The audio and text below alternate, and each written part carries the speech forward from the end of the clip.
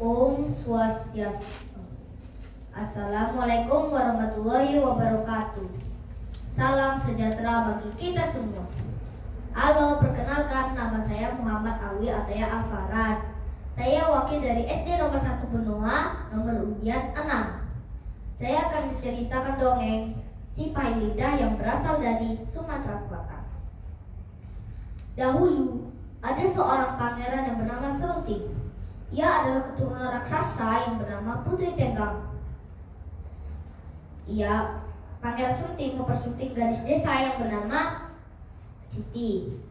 Setelah menikah, Siti diajak ke istana untuk tinggal di sana. Namun, Siti masih bingung karena di satu sisi ia tidak ingin berpisah dengan adiknya yang bernama Arya Tebing. Sedangkan di satu sisi lainnya ia harus patuh pada suaminya. Dinda tidak tahu harus berbuat apa lagi, Kanda. Dinda tidak tega jika meninggalkan Arya Tebing, adik satu-satunya. Bagaimana jika kita ajak Arya Tebing untuk tinggal di istana? Siti pun menerima saran itu. Setelah hal itu disampaikan, Arya Tebing tidak mau karena ia ingin hidup bebas di desa daripada hidup di istana yang penuh dengan aturan. Karena Arya Tebing ingin mengurus kebun milik orang tua mereka yang sudah meninggal. Kemudian Siti dan Arya Tebing pun bermufakat untuk membagi 2 warisan kebun mereka. Satunya milik Siti, satunya lagi milik Arya Tebing. Punyanya Siti sudah tidak langsung menjadi miliknya si Pangeran Serunting. Keesokan harinya, Pangeran Serunting dan Arya Tebing pun membawa kayu pembatas tersebut dan ditanam dalam-dalam. Keesokan harinya lagi, kayu pembatas itu pun tumbuh dan ada juga tumbuh jamur-jamurnya atau bisa disebut cendawan. Namun, jamur itu sangatlah berbeda karena jamur yang menghadap ke Arya Tebing itu adalah cendawan emas, sedangkan cendawan miliknya yang menghadap ke Pangeran Serunting itu hanya cendawan biasa. Kemudian cendawan atau jamur itu yang emas itu pun dijual dan akhirnya Arya Tebing pun kaya raya. Karena hatinya Pangeran Serunting sudah diselimuti rasa iri, Pangeran Serunting pun marah-marah kepada Arya Tebing. "Hai Arya Tebing, kenapa kau mencuri jamur emasku?" "Hah, mana mungkin, Kanda. Arya Tebing tidak ada mengapa-apakan jamur Kanda." "Kamu jangan berbohong. Pasti kamu sudah berbuat curang kepadaku."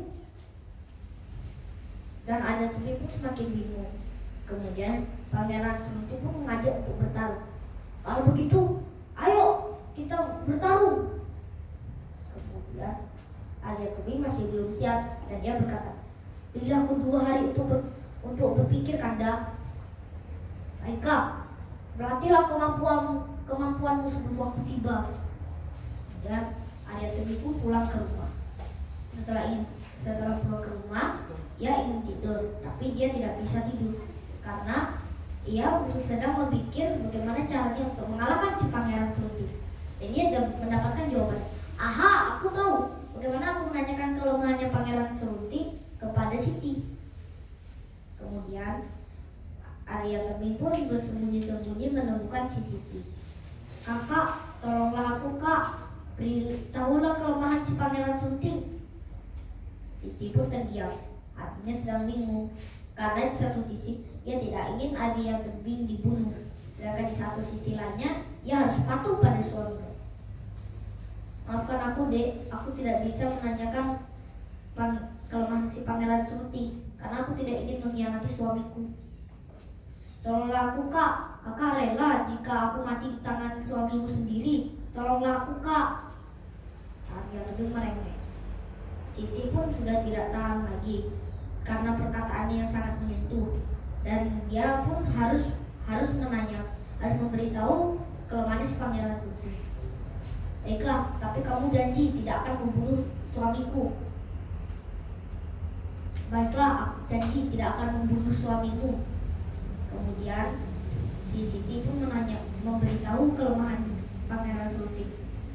Kelemahannya adalah pada rumput ilalang yang bergetar tanpa tertiup, maka seketika kesaktiannya akan hilang seketika. Terima kasih Kak karena sudah membantuku. Waktu pun tiba yang sudah ditentukan. Arya Tebing pun melawan dan juga si Pangeran Sunting. Saat waktu yang sudah dimulai saja, Arya Tebing saja sudah terdesak karena serangan-serangan itu berarti menunjukkan bahwa ilmu kanuraganya si kakak ipar itu sangatlah tinggi. Setelah waktu yang tepat, ia mengambil rumput ilalang itu dan menombaknya ke Pangeran Sunting. Kemudian ia jatuh tersungkur. Karena merasa dikhianati oleh istrinya, Pangeran Sunting pun pergi dari halaman rumahnya dan menuju ke gunung. Dan ia mendengar suara goib. "Wahai anak muda, apakah kau ingin sekali kekuatan goib?" "Tentu saja mau Sang Yang Maha Meru," kata si Pangeran Sunting. "Kalau kau ingin sekali kekuatan goib itu, kau harus bertapa 2 tahun di sini dan tubuhmu sudah harus tertutupi daun." Kemudian ia bertapa di 2 tahun di sana. Setelah bertapa 2 tahun di sana dan daun-daun bambu itu sudah tertutup oleh si Pangeran Sunting, Sang Yang Maha Meru pun datang lagi. "Karena kau sudah menepati syaratku, aku akan menepati janjimu." Ia mengambil kekuatan goib itu dan memberikannya ke Pangeran Sunting. Kemudian Pangeran Sunting pun pergi dari gunung dan menuju ke kampung halamannya. Di pikirannya, ia ingin menjajal kesaktiannya itu dan ia melihat pohon tebu dan ia berkata, "Wahai pohon tebu, berubahlah kau menjadi batu." Seketika pohon tebu itu berubah menjadi batu. Di tengah perjalanan, ia juga melihat tanah yang gersang dan ia berkata, "Wahai tanah yang gersang, berubahlah kau menjadi tanah yang sangat subur." Seketika tanah itu menjadi tanah yang sangat subur. Kemudian ia melanjutkan perjalanan dan ia melihat nenek-nenek yang ingin mempunyai anak bayi laki-laki. Dan dia berkata kepada rambut nenek tersebut, "Wahai rambut nenek, berubahlah kau menjadi anak bayi laki-laki." Seketika rambut nenek itu berubah menjadi anak bayi laki-laki. Kemudian Pangeran Sunting pun melanjutkan perjalanan dan menemukan kampung halamannya. Dan ia meminta maaf kepada Arya Tebing dan juga kepada istri tercintanya. Sebab itu Pangeran Sunting dijuluki sebagai si pahit lidah karena kesaktian lidahnya itu.